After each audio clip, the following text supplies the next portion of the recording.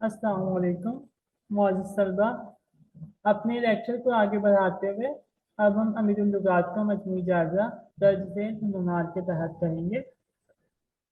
अवामुन नास की राय, मानवी वजाहत और अंदाज की कवायद नौयत, बोलचाल की जुबान, देगर लुगात से इस्तिफादा, असल मार्क्स की निशानदही।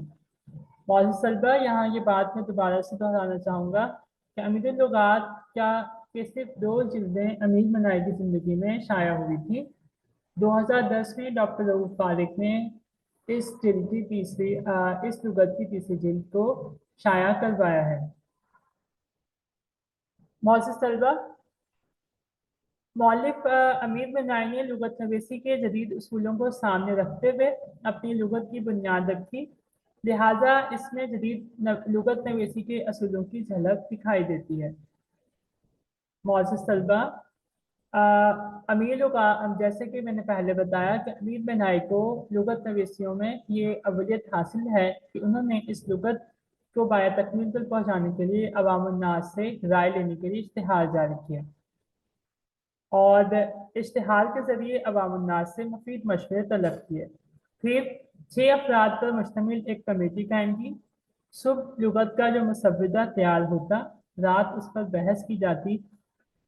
आखिर में अमीर मनाई अपनी तहकीक व तलाश और जस्तजू के बाद ही अंदाज की सही फैसले तक पहुँचते, यानी बाज़ वजूहात की बिना पर कमेटी तो कायम थी, अवामुन्नास की राय भी आती थी, लेकिन अमीर मनाई अपनी तहकीक व तलाश को मुकद्दम रखते हुए ही लुगत में उस लफ्ज़ का अंदाज करते थे।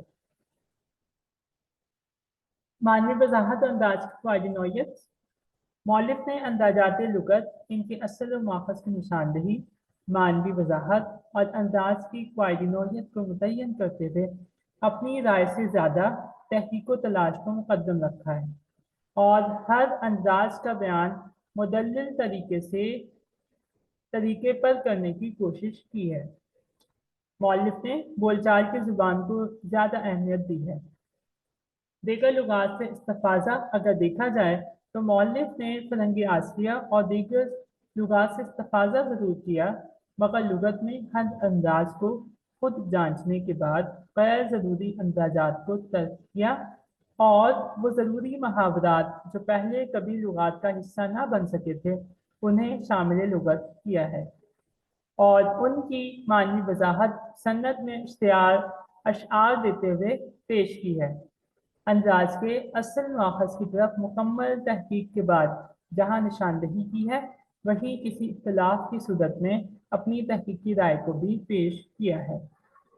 मौलिफ की मेहनत पर कोई शक नहीं मुअज़्ज़ज़ तलबा, लेकिन यहाँ जो बात उन्हें जदीद लुगत नवीसी के असूलों से दूर ले जाती है वो ये है कि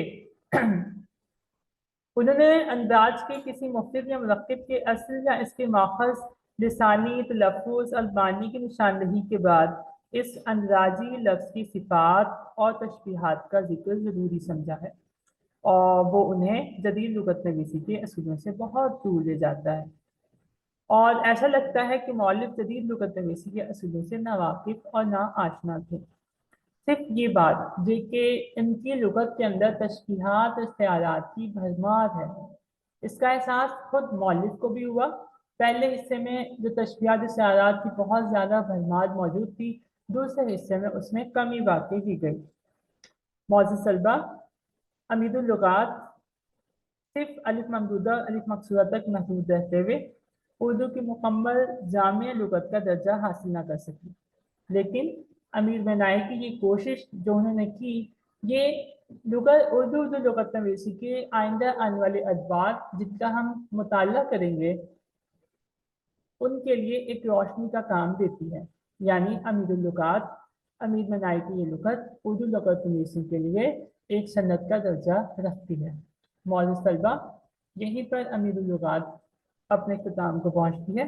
इसके बाद इंशाअल्लाह ताला हमारा मौजू तारीख़ी लुगत नवीसी होगा और जिसके बाद हम आखिर में उर्दू लुगत बोर्ड डिक्शनरी कराची का भी मुताला करेंगे।